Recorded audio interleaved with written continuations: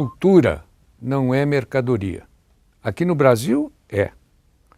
O governo gasta um mísero 1% do orçamento na cultura, mas entrega o dinheiro para as grandes firmas que patrocinam os artistas conhecidos.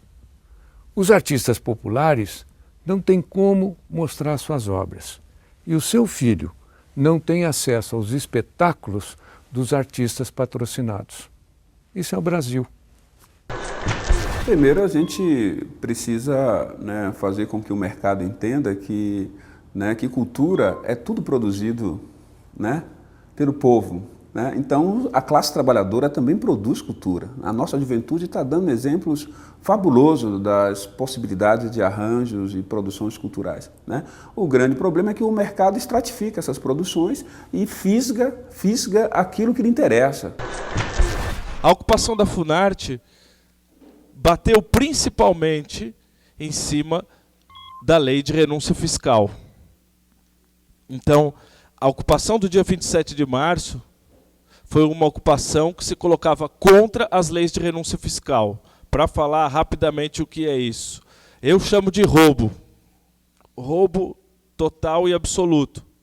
Que é dinheiro público, administrado, pensado, escolhido pelo capital privado e pelas empresas para quem deve ser a cultura do país.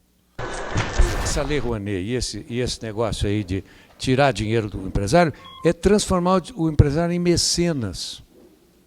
Ele é um mecenas da arte. Né? Naqueles quadros quinhentistas fantásticos, né?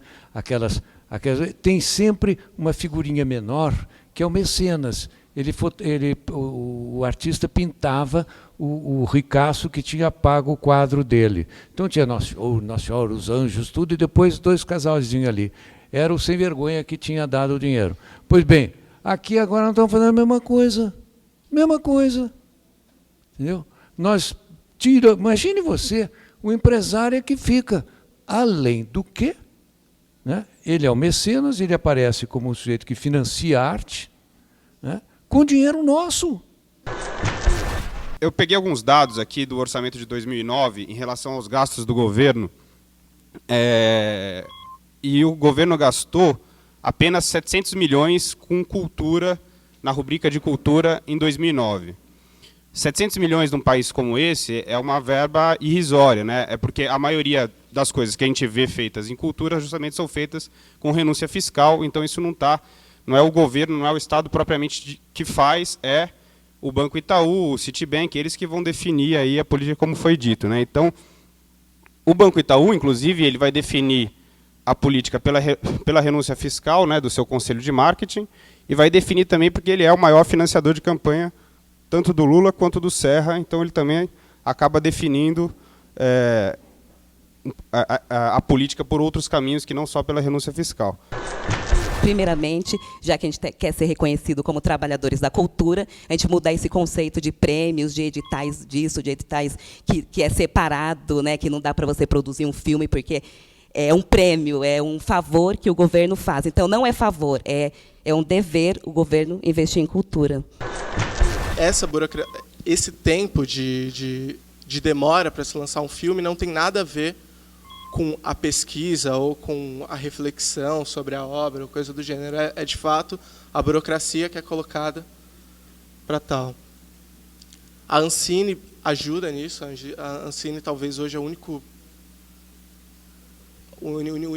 meio, né, de se entrar no meio cinematográfico, se você não tem uma produtora cadastrada na Ancine, além de um sistema de pontuação deles, né, que, além de você ser cadastrado na Ancine, eles contam pontos, quantos festivais você foi, coisa do gênero, para manter a sua atividade de trabalho, enfim. Outra coisa que eu queria levantar nessas leis é que o critério de escolha e mesmo os jurados, a comissão que julgam os trabalhos é totalmente desconhecida. A gente não tem contato algum, como é ao exemplo do Fomento ao Teatro, que tem explicitado os critérios de escolha, enfim. E a gente tem esse problema hoje que, claro, é parte também de uma não união dos cineastas e dos trabalhadores de cinema. Os artistas têm sempre certa reserva com os políticos. E tem que ter.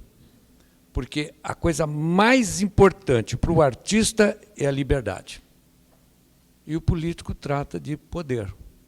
Trata de, certa maneira, né, se não for um político do povo, de controlar a liberdade. A cultura virou um lugar da superexploração, para legitimar a exploração, e ela em si é um lugar que permite, né, o âmbito da arte e da cultura viraram um espaço de exploração muito importante do novo capitalismo. Mas o que é que nós defendemos? É necessário ampliar os recursos, né, para o investimento na produção cultural, evidentemente, mas a gente precisa, vamos dizer assim, mudar também a direção desses investimentos.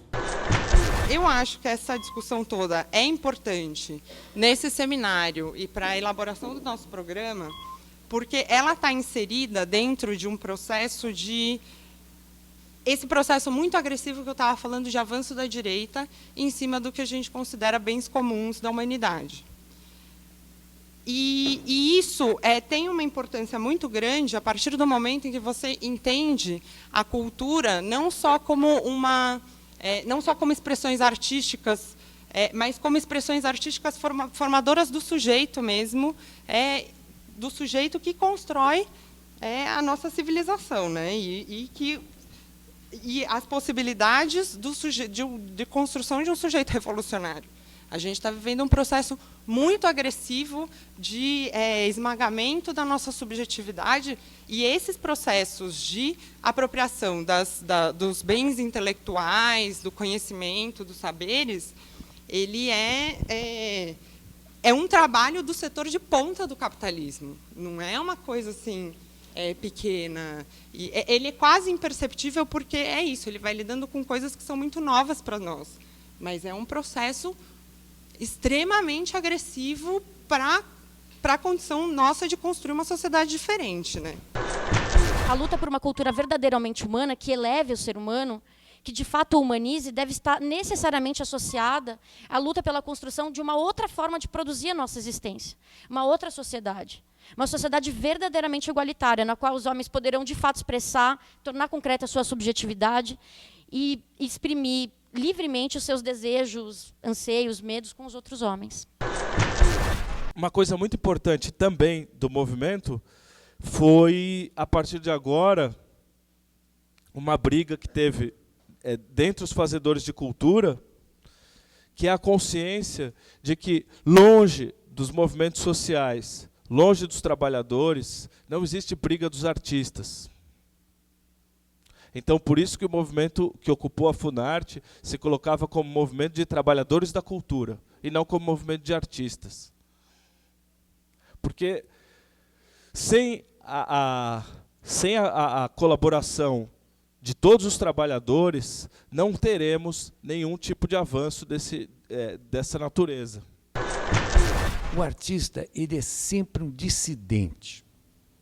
O artista nunca está muito acertado na sociedade.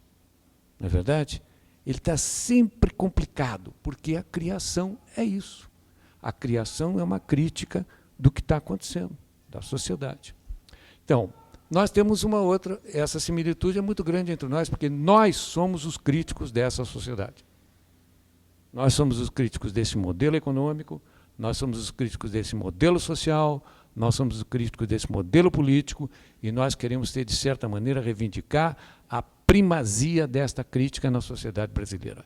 Nós é que fazemos a crítica real e profunda do que está errado nesse país. Eu apoio o Plínio para presidente da República, porque esse país está precisando dar uma boa sacolejada nas suas estruturas. A gente precisa de mais espaço para a cultura brasileira nas salas, a gente precisa de mais espaço para a educação de qualidade, da saúde.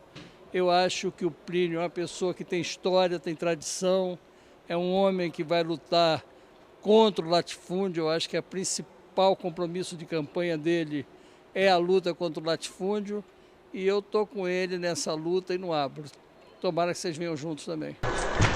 Gente, vocês viram quem está comigo? Esse é o pessoal que pensa o Brasil, pensa o Brasil grande, pensa o Brasil liberto, pensa um Brasil para você.